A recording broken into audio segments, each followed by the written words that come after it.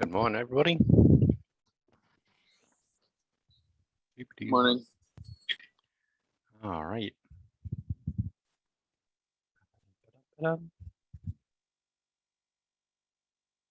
Where are we at today? Did we cover this last class? Can't remember if we did or not. I have a feeling that we didn't. No, I don't think so. Okay, thanks. All right. So just to wrap that up and also give you time to think of any questions you've got about linkage in the meantime. Essentially, what we've been looking at are linkage maps, right? So these are worked out based on recombination frequency, right? Crossing over.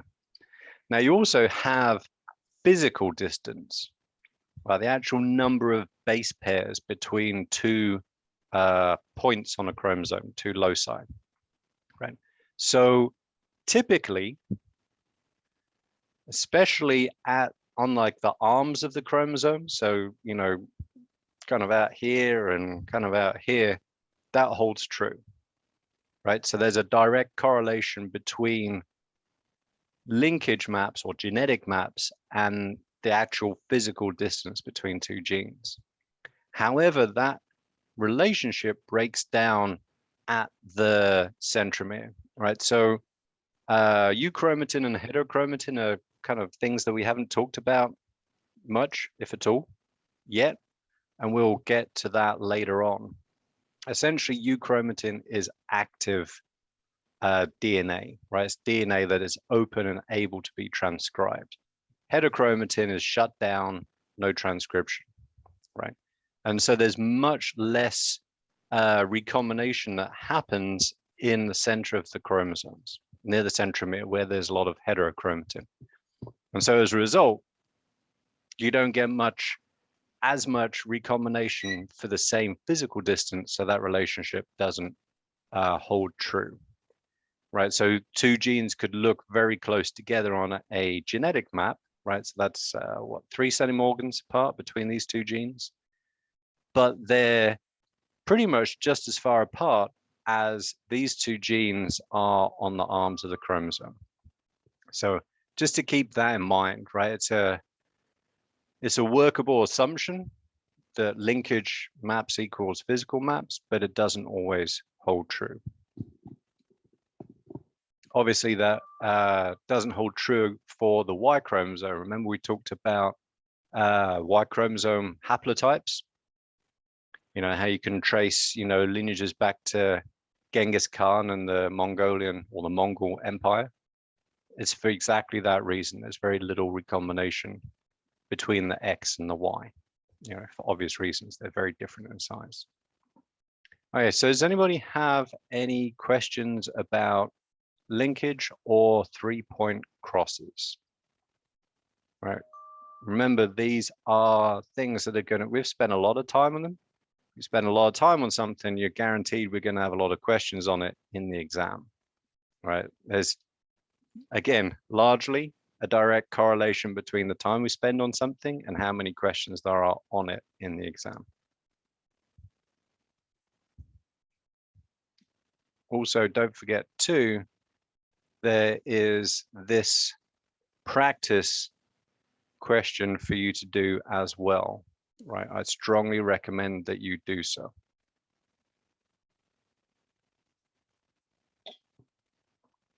And obviously, if you have any problems with it, just let me know and then I'll be able to help you. We're not going to do it in class because we've got to move on. But if you're doing study groups or for your kind of weekly revision for the exam, which is next week, I think. Let me double check. It's this one. Yeah, so it's billed for next Tuesday, to be honest, because we're about, you know, 1 class period kind of behind because of pushing back exam 1. I'll almost certainly change that to the 14th,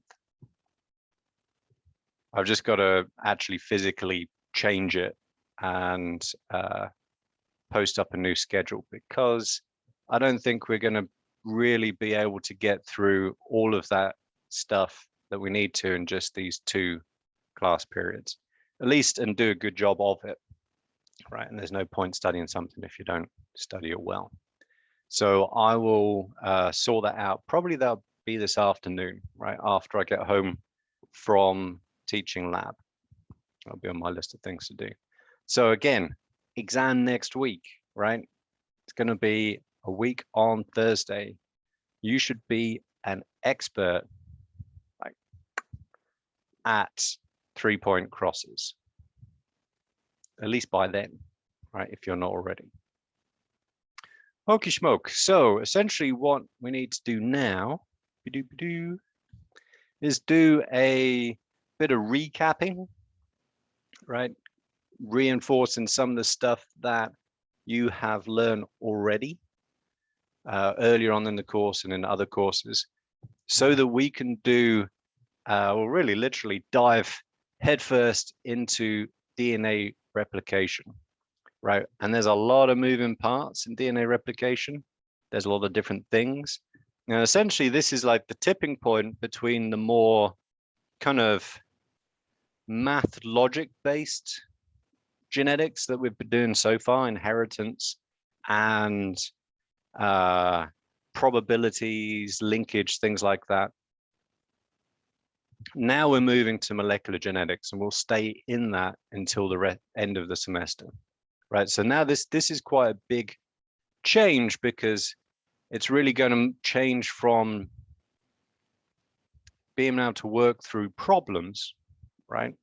Kind of a step-by-step logic-based deal, to be able to just remember stuff and remember how things work together, right? So this is much more abstract. It's actually, people tend to find it a lot harder, right? So this is kind of where, this is the tipping point where we're going to move into that type of material, and we're just going to continue with that all the way until November. When does semester end? Beginning of December, something like that, right? I can never remember. I just get to the end of the semester, I'm like, oh, how about that? It's all done.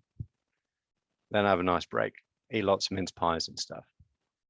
Okay, so this here is a relatively complete, it's not perfect, but it's a pretty decent image of a eukaryotic replication fork.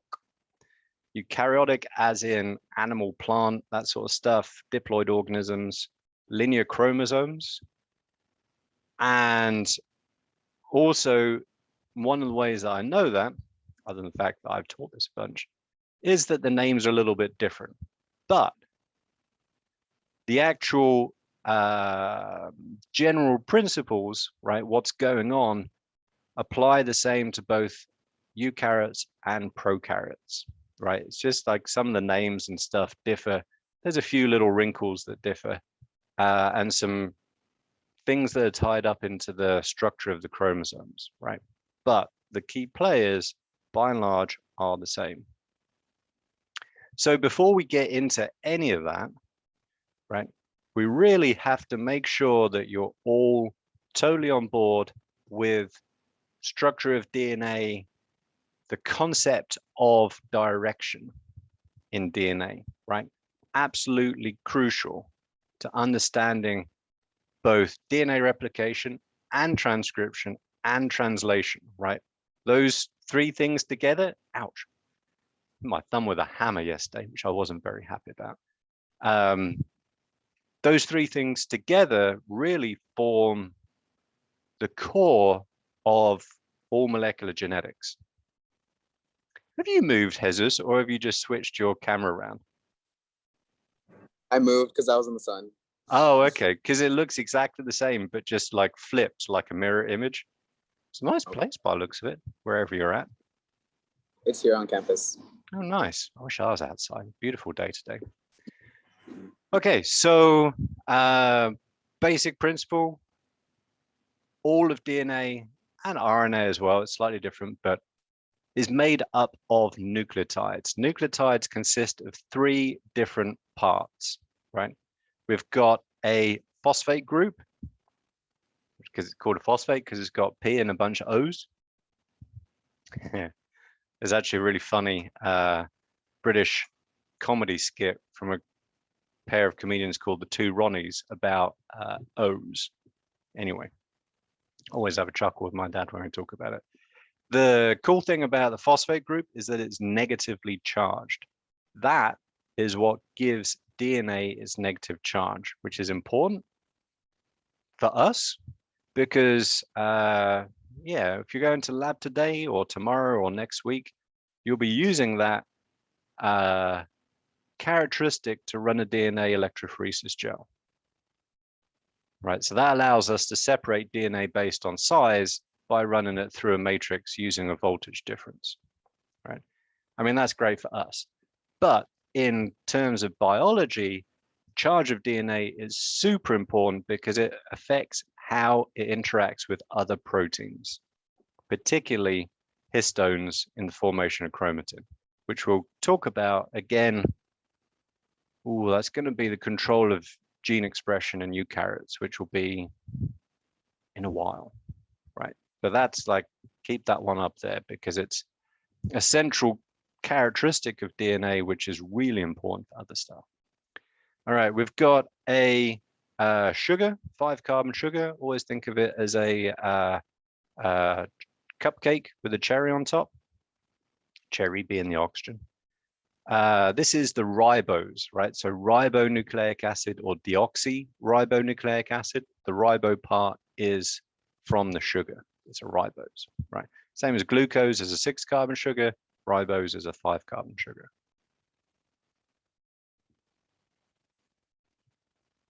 Now I'm going to zoom this up a bit so you can all see it well. So for reasons which I don't know, and I'm not actually super interested in, carbons in sugars are numbered, and they're numbered in a clockwise fashion from the oxygen, right? The oxygen that's part of the ring. So the first carbon clockwise from that is the first prime carbon, second, third, fourth, and fifth. So in nucleotides, those carbons, some of them are very important because of what is attached to them, or not, as the case may be. So the first carbon is, let me just bring up the chat so I can write this up. First carbon is the place at which the nitrogenous base is attached. So you kind of write it like so.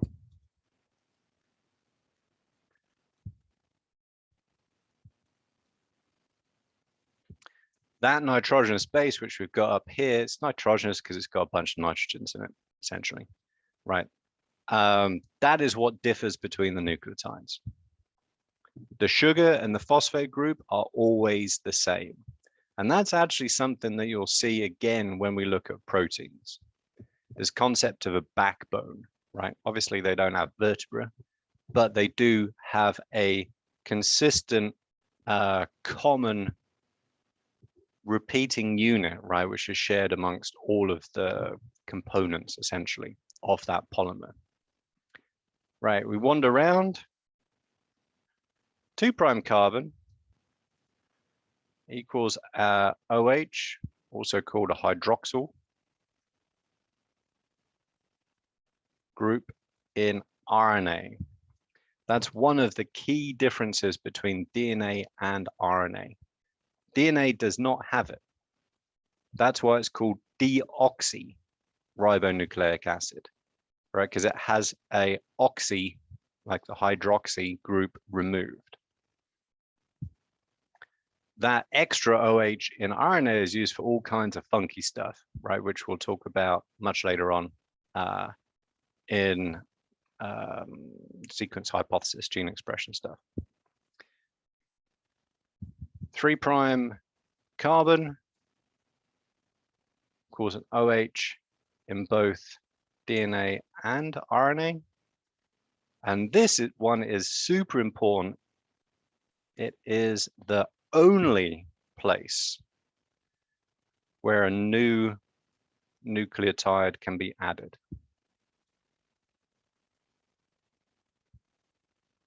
You can't add it at the other end. You can't add it to anywhere else. That is the only spot where a new nucleotide can be added. And so this is the key part of the directionality of DNA. Because you can only make DNA in one direction.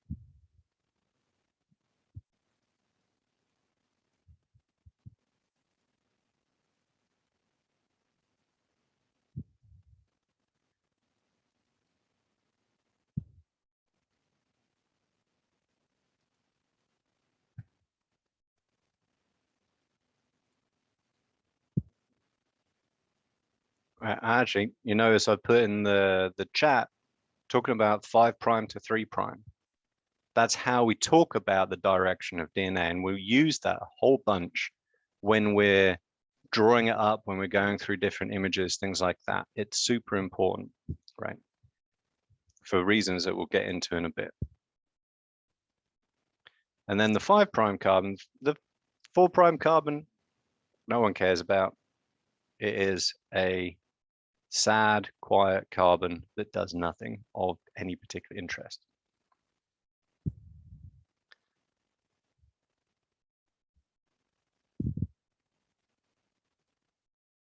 And the 5' carbon has a phosphate group attached to it.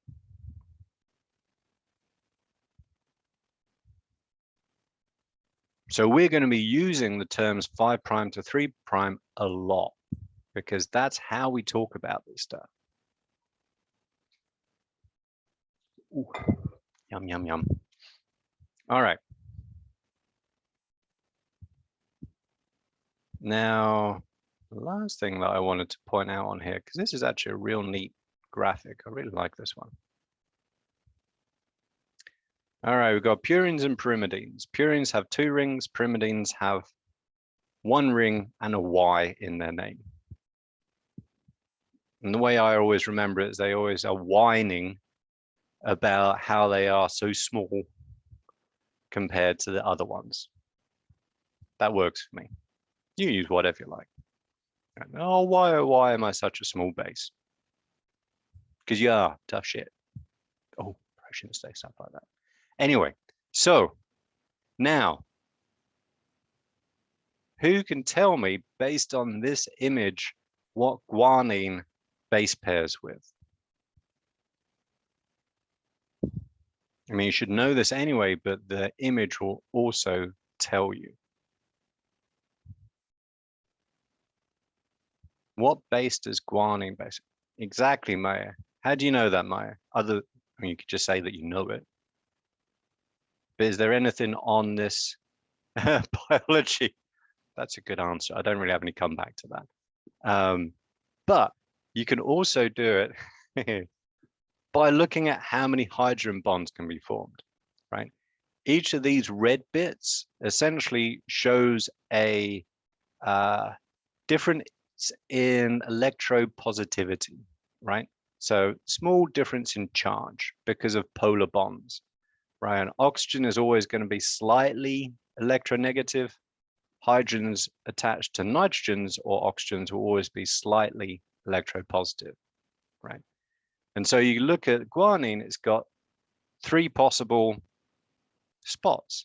Look at cytosine, 3 possible spots, right? If you look at the actual number of the different possible charges, guanine has plus, plus, minus. Cytosine has minus, minus, plus. It's the exact opposite. This base pair complementarity, right, through both sides, right, because they, add up to 3, and also the number of hydrogen bonds they can form is a big part of the accuracy of DNA.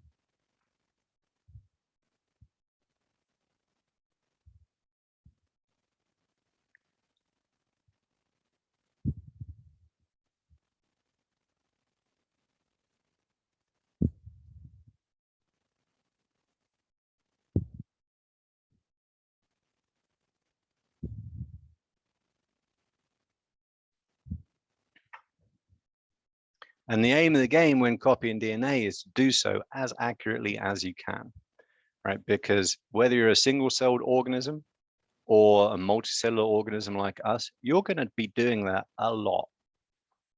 And so you do not want to accumulate mutations every time you copy your DNA. Because if you imagine with, us, we're the result of probably thousands of rounds of cell division. And so if DNA replication is error prone, the cells that are dividing at the very end, or the ones that still divide as an adult, like skin or hair or gut cells, would have a different DNA sequence to the ones that started, right? And mutations, generally speaking, are not a good thing, right? Actually, this is a really cool part of infectious disease biology, right? A little bit of context. So RNA viruses, actually, anybody know an RNA virus? Just as a quick fun question. I bet you all do. Several, in fact.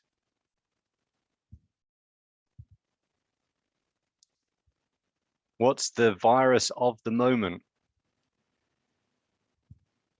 The reason why I'm here and not, exactly, and not in a classroom pointing at a whiteboard. Right, so COVID-19, HIV, influenza are all RNA viruses, and RNA replication sucks, right? It's super error prone. That's why we're having all of these COVID variants pop up, essentially, because every time those viruses get their RNA genome replicated, and it's the same with influenza and HIV, they incorporate mistakes. And some of those mistakes, not all of them, but some of them, and if you've got millions of viral particles and millions of people that are infected, some of those mistakes will lead to beneficial changes for the virus, right? And that's essentially what's happened with all these new variants that are coming out with COVID. Essentially, you have a giant natural selection experiment on mutations that increase infectivity or other aspects of viral success. So DNA replication, like we have, is the bomb. Viral replication in RNA viruses is actually a big part of how those keep evading the immune response. Like rhinoviruses, common cold viruses, for example, right? They're always changing. That's why you can keep getting colds, right? Even if you've been infected with a cold virus before. So it's kind of a fun way to think about it, essentially. Okay.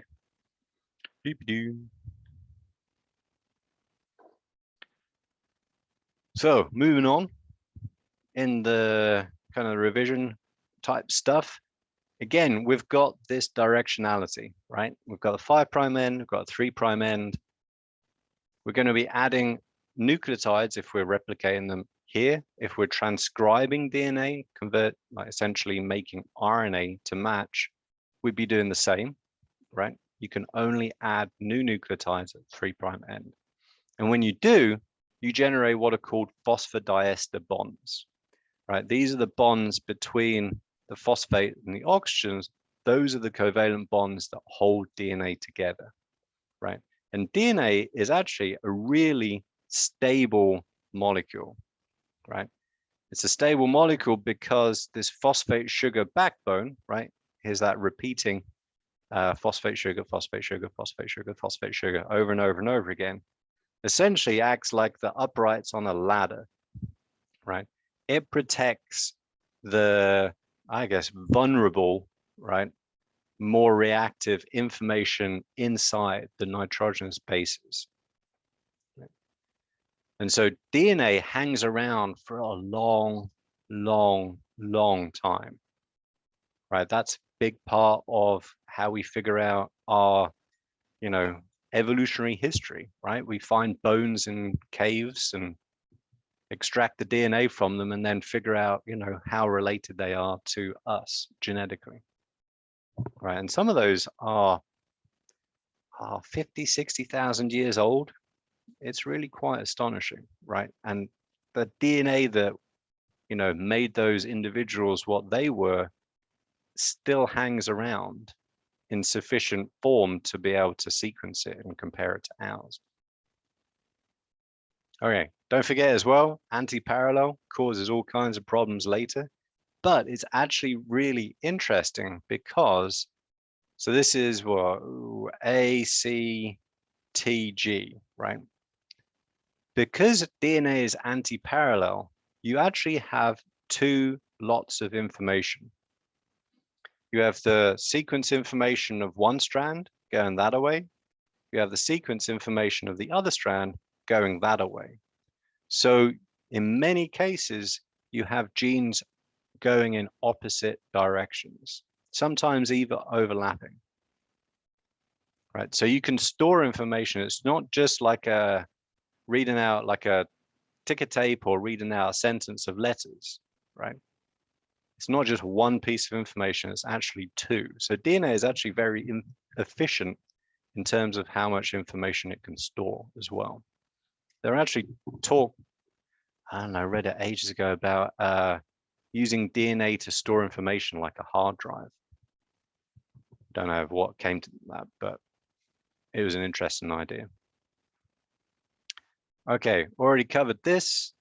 This kind of, essentially, this is what creates that whole lock and key matching, that base pair complementarity. Because not only is this number different between, say, guanine and adenine, but also it has a very particular orientation, right? So a cytosine, you know, if we have a guanine in the strand going that way, the cytosine will only match in the opposite direction, right? It's not going to match going in the same direction, right? So again, that's all part of how DNA is structured and copied. Now, quick questions to the class. I'm not the one speaking all the time. And I get to have a drink. Which of, so different way of asking the question.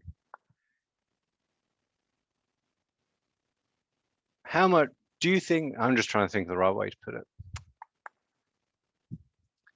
Which would require more force to pull apart?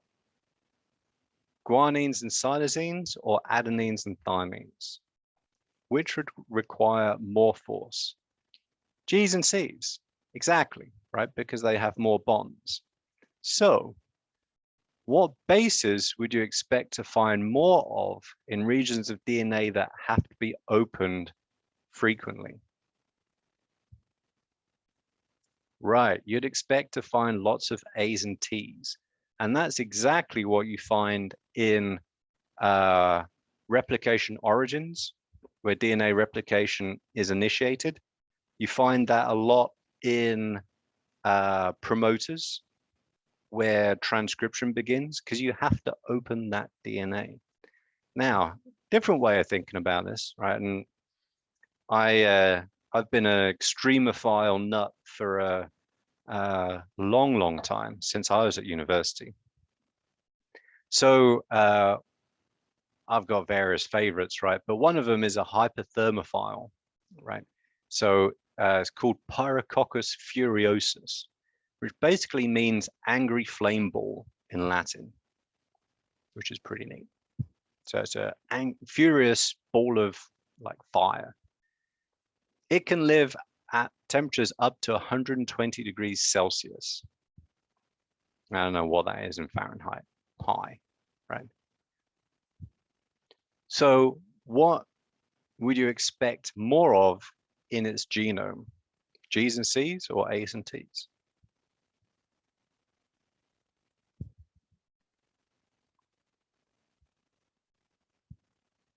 It's living in an environment that has an awful lot of thermal energy in it, and thermal energy makes things vibrate and breaks them apart. That's the reason why, you know, eggs change color when you cook them.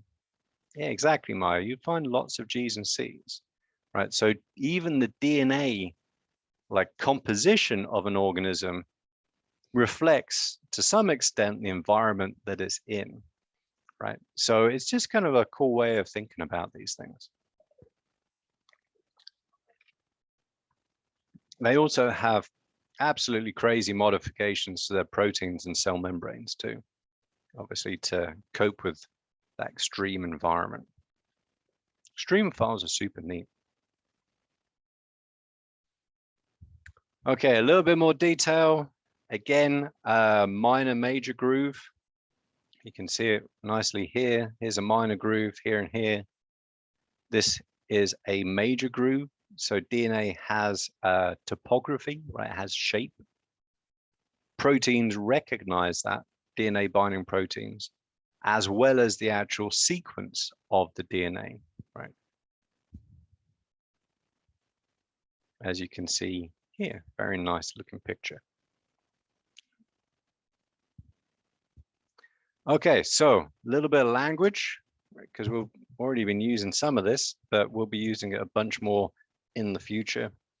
So essentially,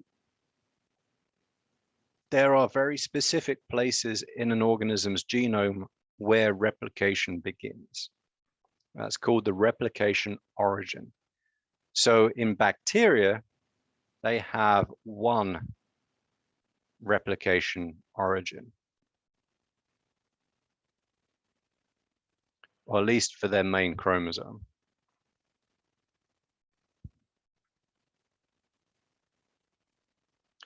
And those, for some reason, are called REC. Don't know why. I would have called them RER.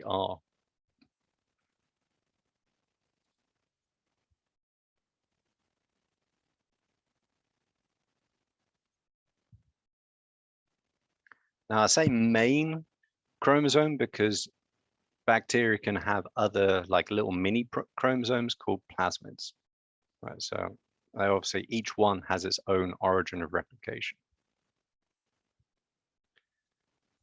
Eukaryotes, come on, there you go.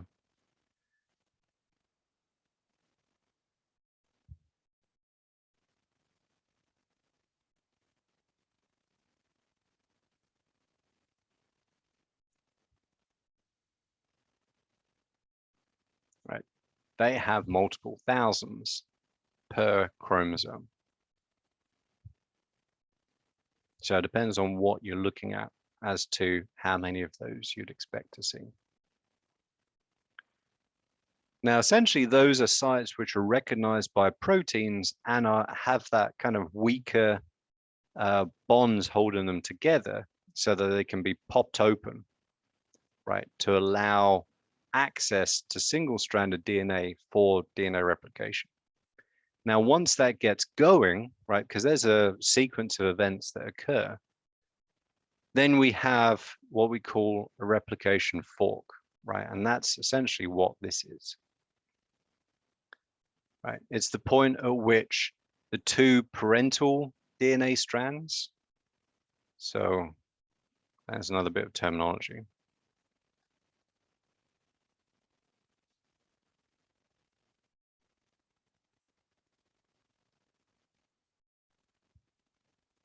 So that's the DNA that's being copied, parental, because you know you have one cell which is going to create two daughter cells if this is mitosis, and so the parental DNA is the stuff that's being copied.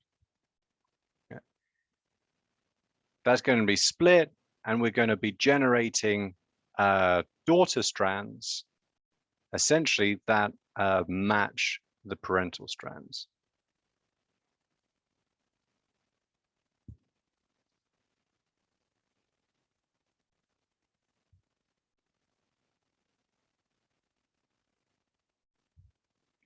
And this whole complex of old DNA or original DNA proteins, and there are a whole ton of them, and newly synthesized DNA, this is called a replication fork.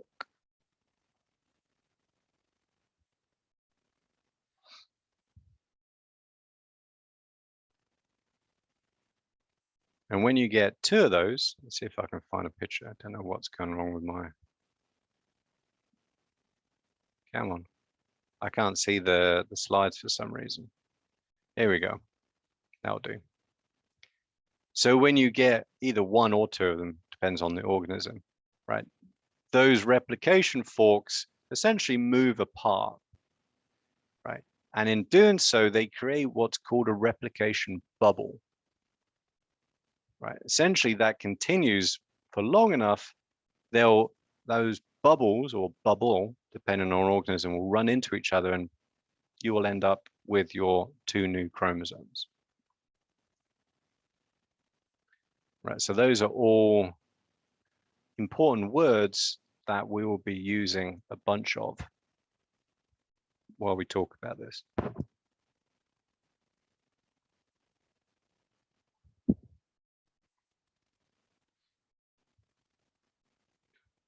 All right, anyone have any questions so far?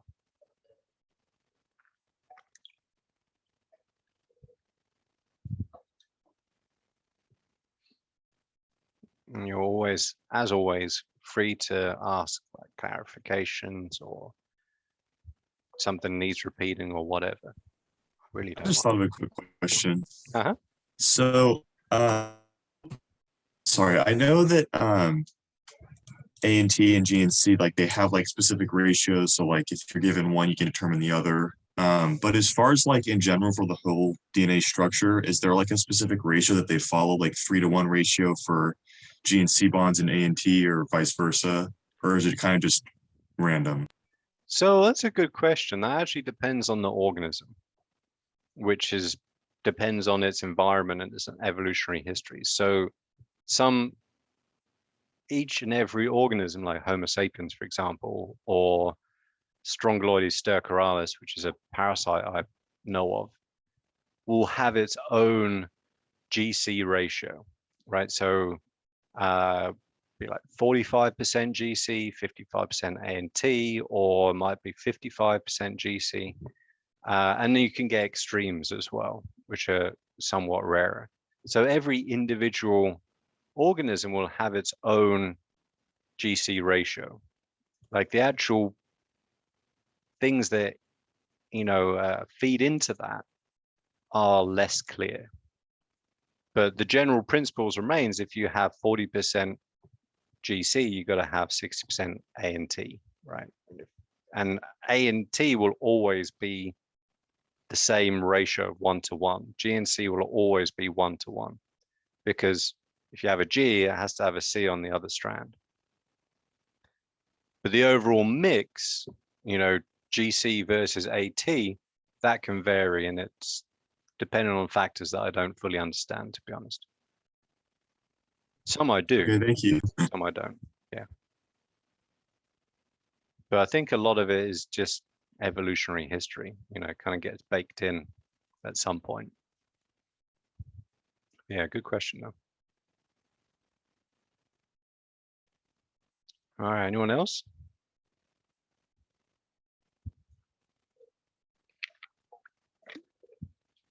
Okay. All right, so I also really like this image too. This is another one of my faves. So it's going to move over a little bit. Not too much.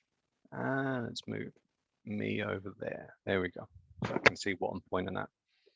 And so I like this a lot because it's like a stylized image, obviously, but it's very accurate, right? Contains a lot of information. And so essentially we have our DNA that's being copied, right? It hasn't yet been copied. It's still, stuck together, double-stranded DNA.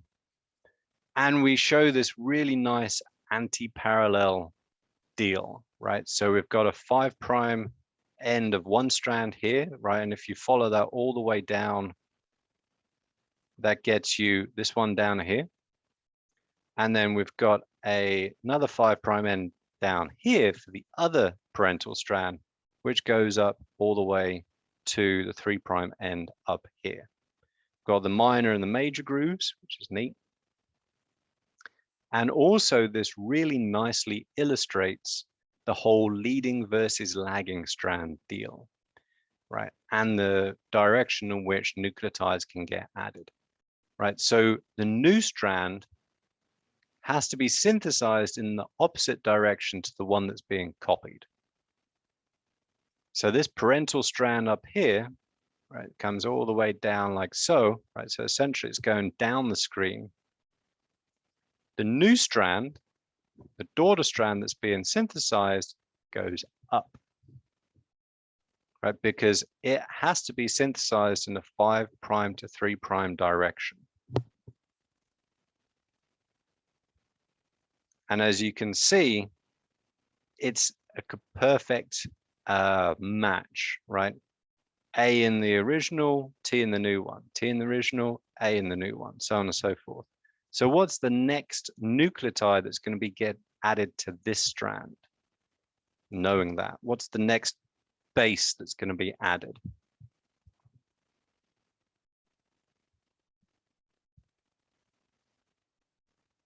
Because it can only be added at the 3' end. And so what's the next one after this G that's already there that will be added? Yeah, good job. It's got to be a G, right? Because it's a C in the parental strand, right? This strand here is called the leading strand. So the strand or daughter strand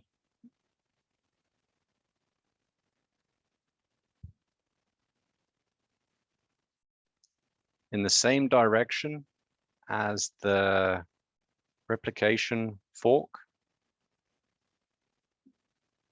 K, there you go. Is called the leading strand. So essentially, in this case, the replication fork is going up the page or up the screen. The strand that's synthesized in the same direction, so the replication fork goes up and the daughter strand gets synthesized in the same direction, that is called the leading strand. Now you look over on the other side, same deal, but now because the parental strand goes up the screen, now the newly synthesized daughter strand is getting synthesized down the screen, because you can only add bases to this end down here on the right, the 3' end of the daughter strand.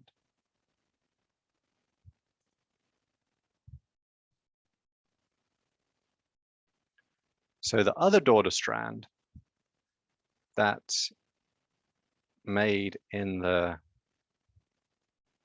opposite direction is called the lagging strand. And that's not because it takes longer to add the nucleotides. It's because it takes longer to finish the process.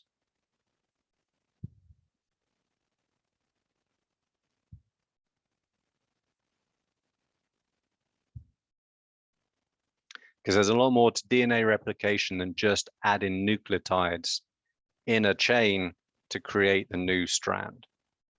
There's a lot of other stuff that needs to happen before it can be considered finished.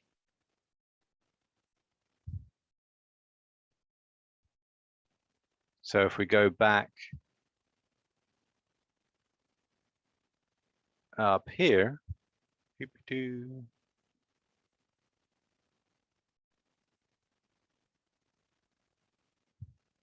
can see the same thing. The daughter strand that's being synthesized on the bottom is going from left to right. It's the leading strand because the replication fork is going from left to right. The upper one, the daughter strand, is going from right to left in the other direction from the replication fork. That's the lagging strand. We're going to come back to that in much more detail when we talk about the actual mechanism of DNA replication.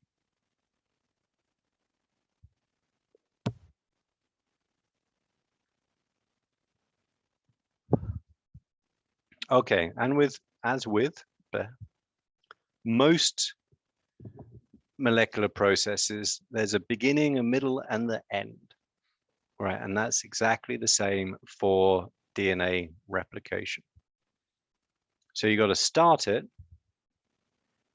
You got to unwind the DNA because you can't copy DNA as a double-stranded molecule, right? You have to have a template, you know, with its bases wiggling in the breeze to be able to synthesize a new strand that matches that. Right, so you have to take that DNA and basically pull it apart, pop it open. Then you assemble all the jazz that's involved, all the various proteins. You make the DNA, then you finish it up when you're done. So there's a lot that goes on in DNA replication.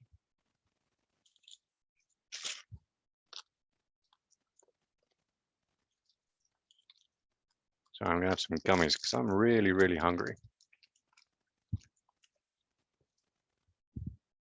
These are really nice. Juicy Burst. Highly recommended. And so, because so much is going on, as you would expect, it takes an awful lot of preparation. There are a lot of things that you need for DNA replication to occur. Obviously, you need single-stranded DNA template because, you know, you have to have something to copy. But all the rest of the stuff are the main reason why the G1 phase or GAP1 phase of cell division takes so long, right? You have to gather together and make all of the DNTPs, the nucleotides that are required to synthesize that DNA. You can't like do 95% of your genome and then go, oh crap, I don't have enough, right? You have to have enough to do all of it, right? That all takes energy to do. You have to have the energy to be able to copy DNA and make all those nucleotides, right? And finish everything up. You also need a lot of different proteins because every different step, the recognition, the initiation, the unwinding, the elongation, the finishing, all of those different parts of DNA replication require different proteins, enzymes essentially, to do that job. And all of those have to be made specifically for the S phase in cell division. They're not used at any other time. You don't copy your DNA when you're just hanging around as a cell. You only ever copy it when you enter cell division. And so all of those have to be made from scratch, right? So you can get a sense of the amount of energy required for this whole process to occur, right? And also why interphase takes so long compared with M phase.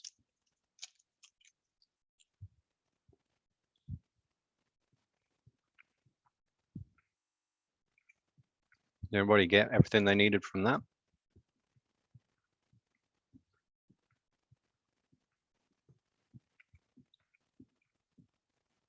Cool.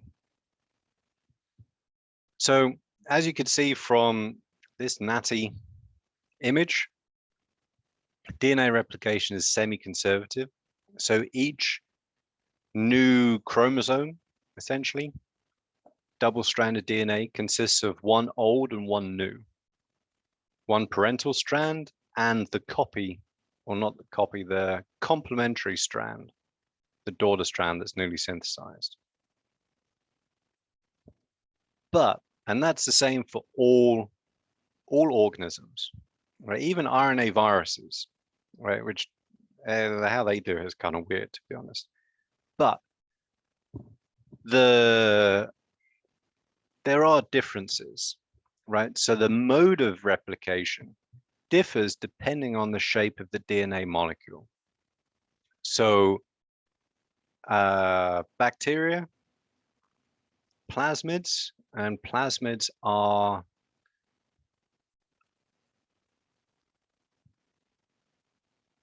basically small circular chromosomes that contain quite often virulence determinants like antibiotic resistance genes, things like that. I'll put useful stuff.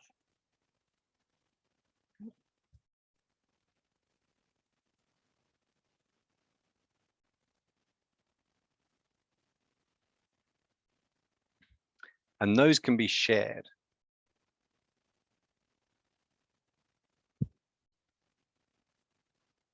So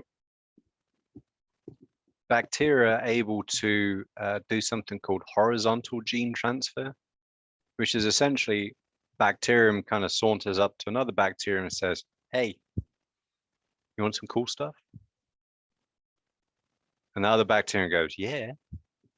And so they kind of join themselves together with some, what is it, a pilus, like a tube, and squirt the DNA over that's in that plasmid. That's how you can get antibiotic resistance spread very quickly in a population of bacteria. It's not just the offspring of that bacteria that can get it, but also their buddies.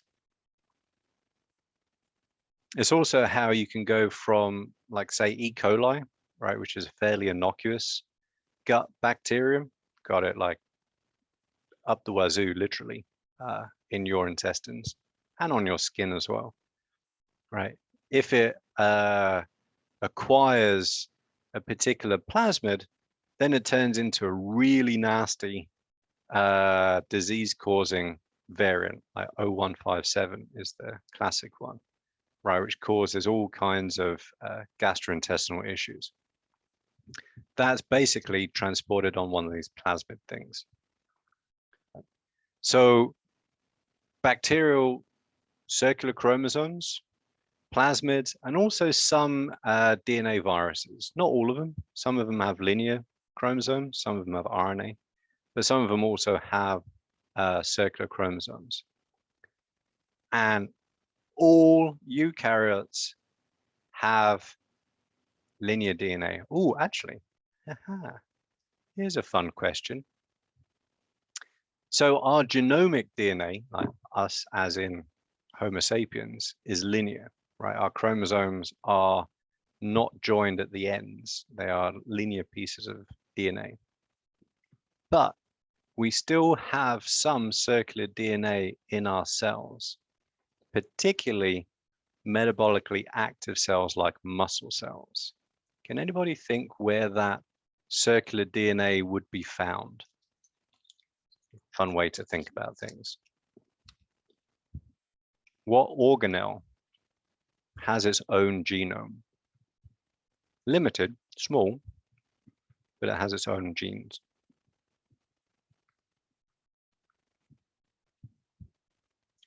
Exactly, mitochondria, which are kind of essentially ancestral bacteria that we swallowed up way long ago. So we actually do have circular DNA in our cells as well. It's just the stuff that's in mitochondria. So anyway, I just thought that was a fun thing to add. And for circular DNA, there's a couple of different ways that you can copy it. Something called theta replication or rolling circle replication. And it's called theta replication because it looks like that. And so that's actually the Greek letter theta. I found it. And you can kind of look at it. It's like, oh yeah, it does look a bit like that. Right. And essentially it's either uni or bidirectional. I guess bidirectional if it needs, that bacterium needs to replicate quickly or divide quickly, or unidirectional if not. I'm not entirely sure why the difference. But either way, what happens is that circular chromosome gets unwound at one point, replication of origin, and then a replication bubble forms either with one or two replication forks, and it goes all the way around until you end up with two circular chromosomes. That's called theta replication.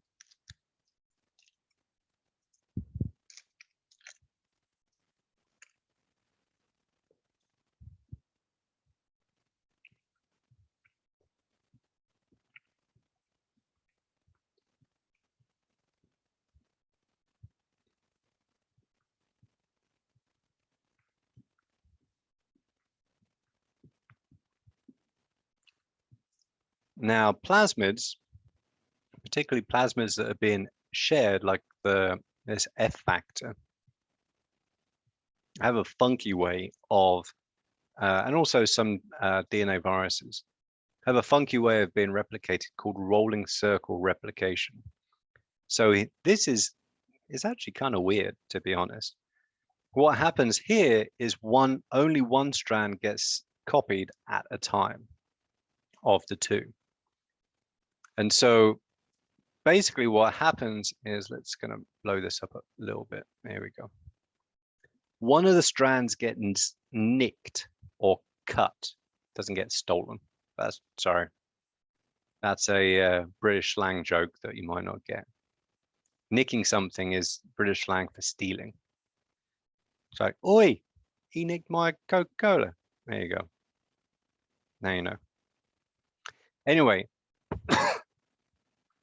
one of the strands is nicked, right? And essentially continue like that free end, that free 3' end. Remember, you can only synthesize by adding nucleotides to the 3' end. Then serves as the starting point for replication, and that outer strand gets made, but at the same time, it kind of pushes off the original outer strand, right? Displaces it. So you end up with still semi-conservative, right? You end up with a copied chromosome, right? You have the parental on the inside and the daughter on the outside. But you also have this kind of linear single-stranded bit of DNA that was displaced by the synthesis of the DNA on the outside, that daughter strand. Right. That then gets stuck back together. So it's circular again, it kind of gets circularized, and then that gets copied. And the cool thing about this is that you can do this, and you can see really why it's beneficial for viruses, for example, right? The aim of a virus, generally speaking, is to make as many copies of itself before the cell figures out, or the organism figures out that it's doing that and kills it, or kills the cell that it's in. And so you want to make a lot of viral genomes very, very quickly, and then package them in, their coats, and off they go. And so while this is occurring, we have this linear bit of chromosome, linear DNA, gets circularized, that can then be copied. At the same time, this is going to get copied again, which is going to generate another template which can be copied. And so essentially you can do this whole essentially massively parallel DNA replication. And you can generate a lot of copies of that circular DNA very quickly. Right, so this isn't something that you want to do if you want to be like really accurate about what you're doing, right? Because if you make a mistake like somewhere else, right, you're not going to be able to catch that very quickly. But it is very good for making lots of DNA very, very quickly, which is exactly what you would expect a virus to do. And also this form of replication is tied in with sharing of plasmids. So in bacteria that are sharing DNA, it's the linear part, the single-stranded linear part that's actually squirted through that hole or that tube called a pilus between one bacteria and another. And when it gets to the other bacteria, it gets recircularized and copied. So this is actually part of the mechanism by which bacteria share their DNA, which is kind of neat. Now in eukaryotes, we've got some funky stuff going on, basically. So eukaryote chromosomes are huge.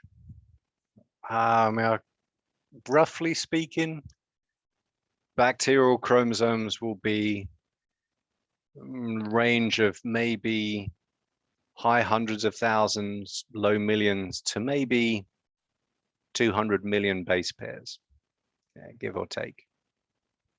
Maybe that's actually a pretty huge bacterial genome. Typically, it's in the tens of millions of base pairs, right?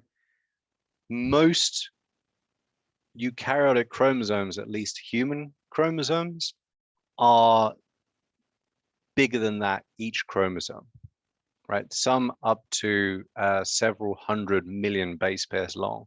So there's no way in which you can synthesize that quickly and efficiently with just one origin of replication.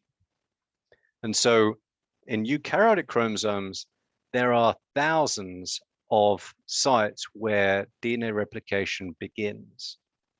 Same principles. They have a specific DNA sequence and an AT ratio. They're recognized by certain proteins, right, to unwind that DNA. But there are just many, many, many, many of them, right? And so essentially what you do is you have replication occurring at lots and lots of different places. And those bubbles will expand until they meet another one of those bubbles. And they will basically merge, right? So for example, what you see here is we've got two different replication origins, right? So this is like a small part of one chromosome. These expand outwards, creating those bubbles. And basically what happens is those two bubbles will meet each other, right? And where they do, they merge, and that becomes one bigger bubble. That bigger bubble is going to merge with another bubble, and so on and so forth, until eventually you have your two sister chromatids.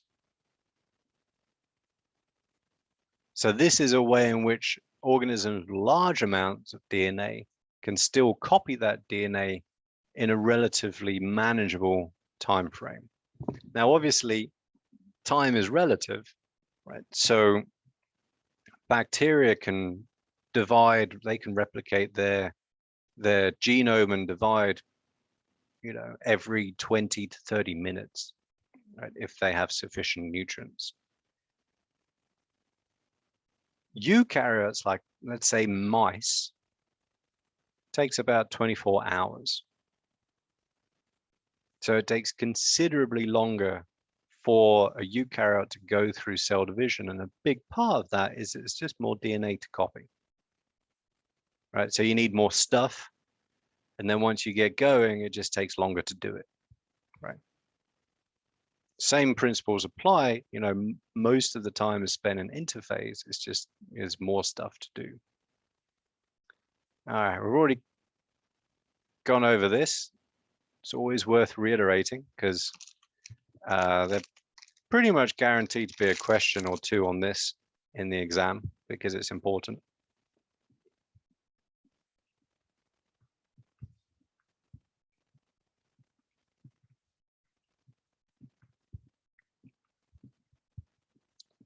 And also to reiterate, we have these leading and lagging strands, right? So here, just for a bit of variation, replication fork is going from right to left. And so again, the strand which is synthesized in that direction is synthesized continuously. So here's another kind of extra way of thinking about this.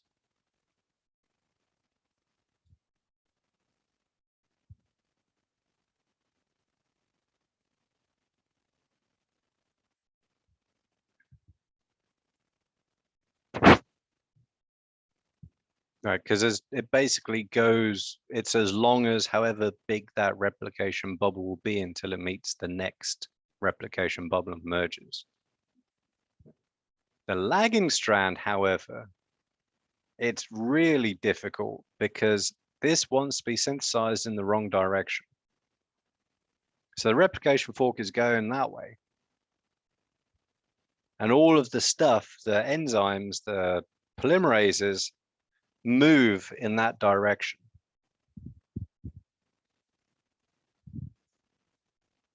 So the lagging strand has to be synthesized in small pieces. Right? These are called Okazaki fragments.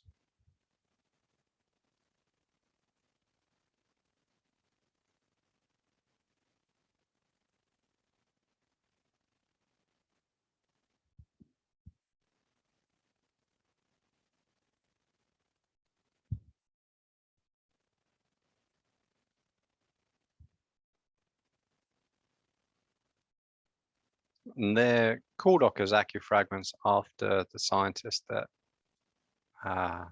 discovered them.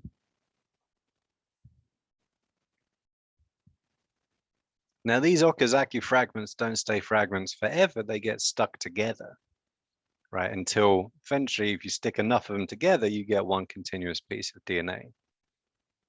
But that's why the lagging strand is called the lagging strand, because you have many, many, many more instances of that sticking together to do, because you have lots and lots of fragments.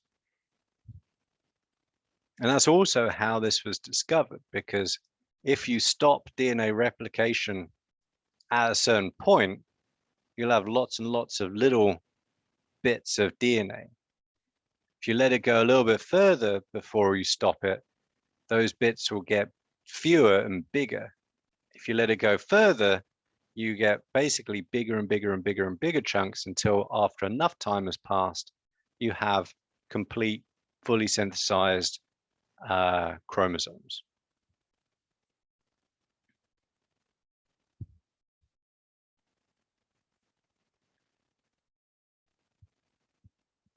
And just to show that essentially this is the same for both replication forks. So this replication fork going that way to the left, the leading strand is the one at the top, because that's the one that's being synthesized in the 5' 3' direction in the direction of the replication fork movement. The other side of the replication bubble, we've got a replication fork going from left to right, that away. Here, the leading strand will be the bottom strand, because that is the one that's being synthesized in the 5' 3' direction. Obviously, the lagging strand is also synthesized 5' 3' because it has to be, right? That's just a given rule. But that isn't going in the same direction as a replication fork. It's actually pretty funky how the lagging strand is made. Essentially, it's kind of done backwards, going forwards. Very funky. So a bit of the DNA, the parental strand that's being copied to make the lagging strand, is actually looped out and flipped around. So it's pointing in the other direction, the same direction as a replication fork. You synthesize a little bit, and then you hit what you've already done. You flip it out, you get another bit in, synthesize a little bit, you hit what you did just before that. And then it basically just does that constantly. Flips out, flips back in, synthesizes a little bit, hit what it's done, flips out, and so on and so forth. Right? That's how the lagging strand is synthesized in the same direction, essentially, as the movement of the replication fork. And the same deal here as well, right? So theta replication is bidirectional. You have two leading strands, two lagging strands, simply determined by the direction of the replication fork movement. However, with rolling circle replication, there is no lagging strand. Because there's only one strand being made, and that's the leading strand. Right, so that's another particular difference between rolling circle replication and all other forms of DNA replication.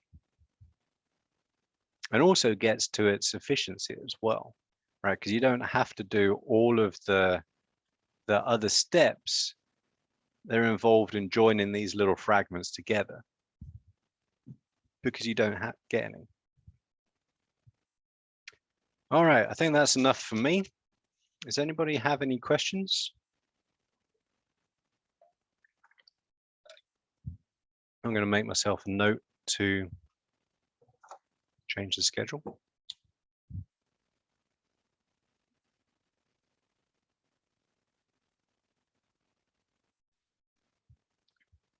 Hopefully that's not going to wash off before I get home.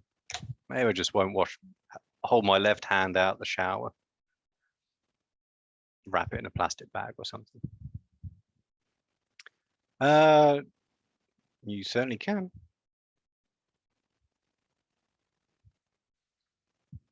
All right, does anybody have any questions?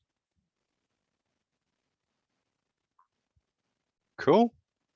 All right, we'll get into the weeds on Thursday. Lots and lots and lots of stuff to learn. All right.